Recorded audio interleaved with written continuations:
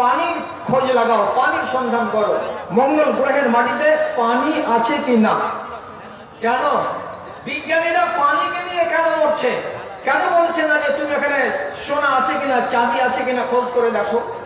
তার মানে হলো এই জীবনে যদি বাঁচতে হয় এই প্রাণীকুলকে, তাহলে তার প্রথম উপাদান হলো পানি। পানি না হতে গেলে মানুষ বাঁচবে না। অতএব চাঁদের মাটিতে পানি আছে কিনা যদি পানি প্রমাণিত হয়, তাহলে সেখানে বসবাস করা সম্ভব হবে। আর পানি যদি সেখানে না পাওয়া যায়, তাহলে সেখানে বসবাস করা সম্ভব হবে না। ঠিক তেমনি মঙ্গল গ্রহে সেখানে পানি যদি থাকে, তাহলে আগামী দিন একটা প্রজেক্ট আসবে যেখানে মানুষেরা যাবে, বাস করবে। আর পানির সন্ধান না মিললে সেখানে মানুষের বসবাস করার মতো কোনো পরিবেশ পাওয়া যাবে না। এই জন্য বাঁচার তাগিদে 1 নম্বর উপাদান তা হচ্ছে পানি। পানির সন্ধান করছে কারা? এই বিজ্ঞানীরা। আপনি জানবেন, ভালো করে বুঝুন কথাটা, এটা কোনো দূরের কথা নয়। কোরআনে কারীমের ভেতরে আপনি দেখুন, আল্লাহ রাব্বুল আলামিন স্পষ্ট আমাদেরকে জ্ঞান দেওয়ার জন্য বলেছেন, জাহান্নামীরা জাহান্নামে পড়ে পড়ে জ্বলবে, জ্বলতে জ্বলতে হঠাৎ করে একদিন জান্নাতীদের সামনে তারা আওয়াজ দিয়ে বলবে। তারা কি বলবে? আফিজু আলাইনা মিনাল মায়ে মিম্মা রাযাকাকুমুল্লাহ। তোমাদেরকে আল্লাহ রাব্বুল আলামিন যে পানিগুলো দিয়েছেন রিজিক হিসাবে, সেই পানির একটা অংশ আমাদের দিকে ছুঁড়ে দাও, আমাদের দিকে ফেলে দাও। তাহলে জাহান্নামীরা আল্লাহ তাআলার জান্নাতি বান্দাদের কাছে আঙ্গুর চাইছে না, সেব চাইছে না, বিরিয়ানি চাইছে না, কিশমিশ, কাজু, নাশপাতি, ছোহারা এগুলো চাইছে না। ওরা চাইছে নাকি আফিজু আলাইনা মিনাল মায়ে, তোমাদের কাছে যে পানিগুলো আছে সে পানিগুলো আমাদের দিকে একটু দাও, ছিটিয়ে দাও, চালিয়ে দাও, যাতে করে আমরা পানিটা পান করি। পানি পান করলে কি হবে? আমরা আমাদের জীবনে স্বস্তি ফিরে পাবো, আমাদের কলেজা জ্বলে আঙ্গার হয়ে গেল, আমাদের প্রাণ প্রতিষ্ঠ। যদি 1 বিন্দু পানি পাই, 1 গ্লাস পানি পাই, তো হয়তো সুস্থভাবে বাঁচতে পারবো। তাহলে বাঁচার মুখ্য উপাদান হলো কি? পানি। যার কারণে ওখানেও লক্ষ্য করে দেখছি তো তারা পানি পানি বলে চিৎকার করছে। বন্ধুরা আমার, পানি কি জিনিস? পানির পরিচয়টা কি? এবার যদি পানির পরিচয় আমি জানতে চাই, তাহলে আপনাকে শিখাই। এগুলো আমাদের সাধারণ মানুষের শিখার জিনিস নয়, তবু শুনে রাখি। যদি মগজে থাকে তো আলহামদুলিল্লাহ, আর নাই যদি থাকে অন্যান্য কথাগুলো থাকলে তাই যথেষ্ট হবে। তা কি বলছি? পানি, তার ভেতরে আছে 2টো মেন উপাদান। একটা উপাদানের নাম হচ্ছে হাইড্রোজেন, আর আরেকটা উপাদানের নাম হচ্ছে অক্সিজেন। অক্সিজেনের মাত্রা আছে 1 ভাগ, আর হাইড্রোজেনের পরিমাণ আছে তাতে 2 ভাগ। হাইড্রোজেনকে সায়েন্সের পরিভাষায় বুঝাবার জন্য H2, এবং তারপর সে অক্সিজেনকে বুঝাবার জন্য O লেখা থাকে। এর মানে পড়তে গেলে যে কোনো ছেলে যেন বুঝে নেয় যে পানির ভেতরে উপাদান আছে কয়টা? 2টা। হাইড্রোজেন 2 ভাগ, অক্সিজেন 1 ভাগ। তাহলে H2O, এই ফর্মুলাতে পানিকে আমরা চিহ্নিত করেছি সায়েন্সের ভাষায়। হাইড্রোজেনটা কি? তো হাইড্রোজেনটা হচ্ছে স্বাদহীন, গন্ধহীন, অত্যন্ত জ্বলন্ত একটা পদার্থ, যাকে আপনি চোখে দেখতেও পাবেন না। অক্সিজেনটা কি? অক্সিজেনটা এমন একটা উপাদান, যেই উপাদানটা তার রং নেই, তার গন্ধ নেই, আর রং, গন্ধ এবং টেস্ট এগুলো কোনো কিছু নেই। একেও আপনি আলাদাভাবে যদি দেখার চেষ্টা করেন তো মাইক্রোস্কোপ ছাড়া আপনি ওকে দেখতে পাবেন না। আপনি বলবেন তাহলে পানি কেমন করে দেখছি? পানিটাকে পানি হিসেবে নাম দিয়েছি কখন? 2 ভাগ হাইড্রোজেন আর 1 ভাগ অক্সিজেন যখন মিলেছে তখন এই রূপটা পেয়েছে, এর নাম হলো পানি। তখন আমি পানিকে দেখলাম। পানিকে যদি ভাগ করি তাহলে এরা এই ভাগগুলোকে আপনি একটাকেও দেখতে পাবেন না। এই জন্য এই 2টা জিনিসকে সায়েন্টিফিক যারা তারা আবিষ্কার করে এই নাম দিয়েছেন।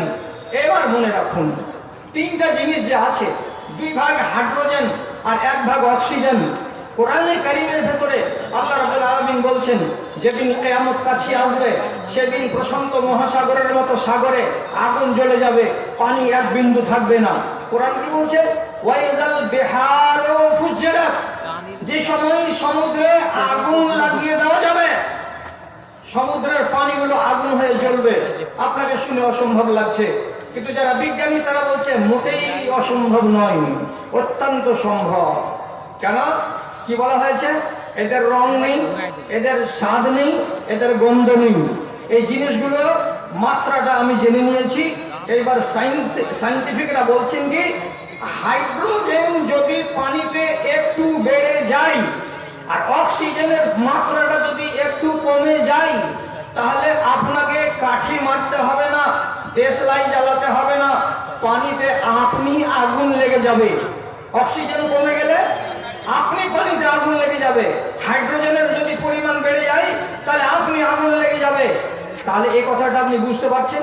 যে কোনো গ্রিলের দোকানে দেখতে পাবেন, ওয়েল্ডিং এর দোকানে দেখতে পাবেন, একটা বড় লোহার সিলিন্ডার আছে, তাতে কি আছে ভাই? ওই অক্সিজেন।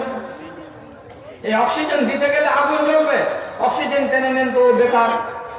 এই জলের ভেতরে, এই পানির ভেতরে আল্লাহ রাব্বুল আলামিন যেদিন কিয়ামত কায়েম করবেন, তখন একটা মাত্রাকে অল্প পরিমাণে বাড়িয়ে দেবেন আর একটা মাত্রাকে অল্প পরিমাণে কমিয়ে দেবেন, তাহলে তো আগুনের খেলা শুরু হয়ে গেল। এখান থেকে বুঝলাম পানির পরিচয় সংক্ষেপে, এদের রং নেই, এদের গন্ধ নেই। এ কথাটা কে দিয়ে মানবো এই বলে আম্মা আয়েশা তিনি বলছেন, আমাদের বাড়িতে টানা 1 মাস 2 মাস করে চুলা জ্বলতো না। জিজ্ঞেস করা হলো আপনারা কি খেতেন? তো তিনি উত্তর দিয়ে বলছেন, তো আমনা আল আসওয়াদান, আমরা দুটো কালো জিনিস খেয়ে বাঁচতাম। কি কি কালো জিনিস? একটা খেজুর, সেটার নাম হলো দাতাল, যার রং কালো।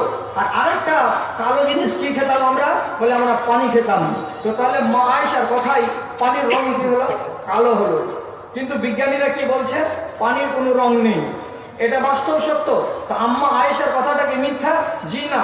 আপনি পানিকে যে বাসনে রাখবেন সেই রঙে আপনি পানিটাকে পান করবেন। আপনি গোলাপ রঙের পেয়ালাতে বা গ্লাসে আপনি পানি ঢালুন, আপনার পানির রং হবে গোলাপের মতো। আপনি কালো বাসনে পানি রাখুন, পানির রং হয়ে যাবে কালো। তাহলে মা আয়েশার কাছে পাথর দিয়ে কুড়ে তৈরি করা একটা পাথরের বাটি ছিল, সেই বাটিতে যখন পানি দিতেন নবীজিকে, তখন পানির রংটা কেমন লাগতো? তো কালো লাগতো। এই জন্য তিনি কি বলছেন, আমরা দুটো কালো জিনিস খেতাম। অ্যাকচুয়ালি পানির কোনো রং নেই, পানির কোনো টেস্ট নেই। এবং ভালো করে জানেন, পানি কোনো আপনার শরীরে লাভ দিবে বলে কোনো ভিটামিন আছে, শক্তিদায়ক উপাদান আছে পানির ভেতরে? একটাও কিছু নেই। পানি ভিটামিন নয়, পানি আপনার ক্যালসিয়াম বাড়াবে না, পানি আপনার ভিতরে সোডিয়াম বাড়াবে না, পানি আপনাকে কোনো রকমের শক্তিবর্ধক উপাদান যোগান করবে না। কিন্তু পানি ছাড়া আপনি বাঁচবেন না। কেন? যে ভাতটি আপনি খেয়েছেন পচাবে কে? যে পানি। যে ট্যাবলেটটা আপনি খেলেন এ গলবে, তারপরে আপনার শিরায় প্রবেশ করবে, গলাবে কে? তো বলছে পানি। পানি সব জায়গাতে ভূমিকা পালন করে, অথচ পানি কোনো উপাদান এমন নয় যেটা আপনার শরীরের জন্য তাকে কোনো ভিটামিন বা কোনো রকমের শক্তি বর্ধন করবে, তা করে না। কিন্তু আল্লাহর কুদরত দেখেন, সব জায়গাতে পানির ভূমিকা শক্তিশালী। পানি ছাড়া ট্যাবলেট নয়, পানি ছাড়া সিরাপ নয়, পানি ছাড়া স্যালাইন নয়, পানি ছাড়া গ্লুকোজ নয়, পানি ছাড়া কোনো জিনিস নয়। পানিকে তার ভূমিকা পালন করতেই হবে। রব্বুল আলামিন এমন করে তাকে তৈরি করে পাঠিয়েছেন আমাদের কাছে। এইবার পানি সম্বন্ধে আপনাকে জানতে হবে। রাসূল করিম সাল্লাল্লাহু আলাইহি সাল্লাম বলছেন, আল মুসলিমুনা শুরাকা ফি সালাসাতিন, মুসলমান জাতি 3টা জিনিসে সব সমান ভাগীদার, সবাই সমান ভাগীদার। কি 3টা জিনিস? একটা পানি, একটা শাকসবজি বা ঘাস, আর একটা আগুন। কোন আল্লাহর বান্দা বলতে পারবে না পানি আমার, কোন আল্লাহর বান্দা বলতে পারবে না এই মাঠের ঘাসগুলো সব আমার, কোন আল্লাহর বান্দা বলতে পারবে না এই আগুন আমার।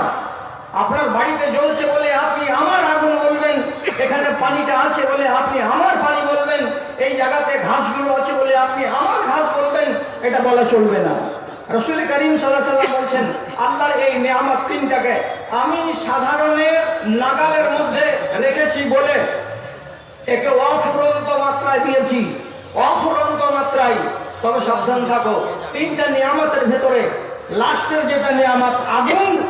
নবীজি বলেছেন আগুন তোমাদের বরবাদ করে দেবে, আর আগুন না হলে তোমার জীবনকে একেবারে অতিষ্ঠ করে দেবে।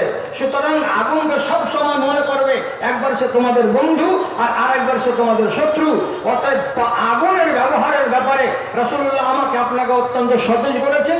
অনেক হাদিসের ভেতরে আলোচনা আছে, এটা আমার পাঠের মধ্যে আসছে না বলে আমি আলোচনাতে নিচ্ছি না।